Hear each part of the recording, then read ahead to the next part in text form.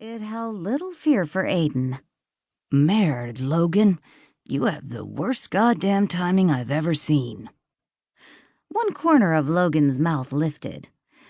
"You'll survive without female companionship for a bit longer. Besides, you have work to do." Aidan glanced at his watch and swore. "That's right, the Boston woman." Logan shook his head. "The Boston woman's name is Melissa Cross, and she's director of marketing for the Chesapeake Casino organization. You know damn well that this dual venture between our hotel and their casino is a big step for us, so don't fuck it up." Aidan leaned against the check-in counter and crossed his arms. "Like I would do anything to jeopardize the family business. If your dick's involved, then yeah. What do you think just happened there with Luann? That's exactly the kind of management-employee fraternization that could land us in big trouble, Aidan. I know you and Luann have a history, but she's an employee and so are you. If she wanted to, she could scream sexual harassment, so keep it zipped. Don't screw this deal, and for God's sake, don't screw our new partner." Aidan laughed at that. Fun was fun, but business was business, and damn it, he did know the difference. There were plenty of females to play with.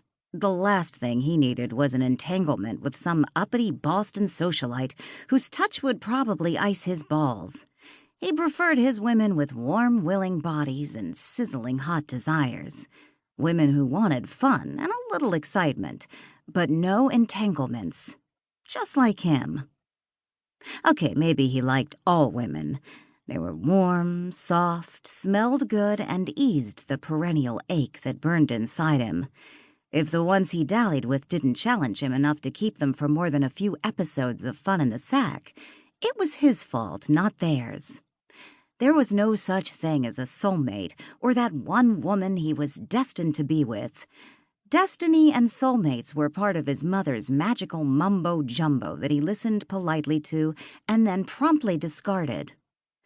"Anyway," Logan said, inclining his head, "she's waiting for you over in the sitting area. Maria said she'd stopped at the desk a while ago, and she doesn't look happy." Aidan followed Logan's gaze to the center of the lobby, where a tall, cool blonde stood with her arms crossed, foot-tapping and no smile on her face.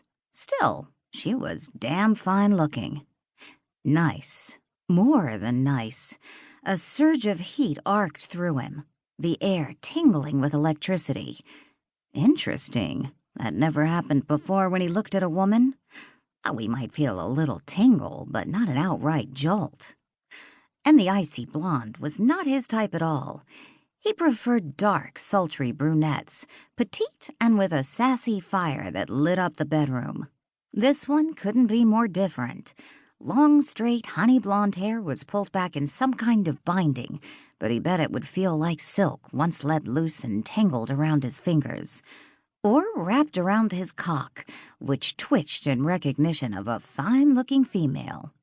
Her simple navy blue suit shouldn't have done anything for his libido, but the killer legs and high heels below the skirt had him imagining those long limbs wrapped around his back. He counted backward from 100 in French, figuring he'd better tamp down his heart-on before he went to meet Ms. Cross. Melissa Cross stood in the seating area of the Rising Storm Hotel, surveying what she'd been told was New Orleans's newest and most fashionable addition to the French Quarter tourist area.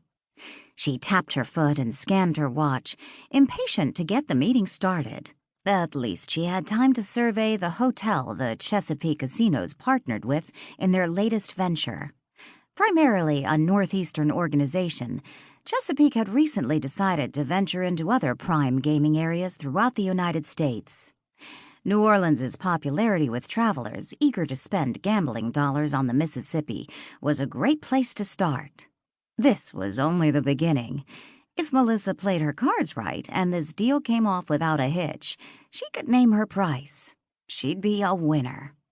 And winning was everything in her book. The Rising Storm was an elegant hotel, modern yet still holding on to New Orleans' historic flavor and style. The minute she walked into the lobby of flowing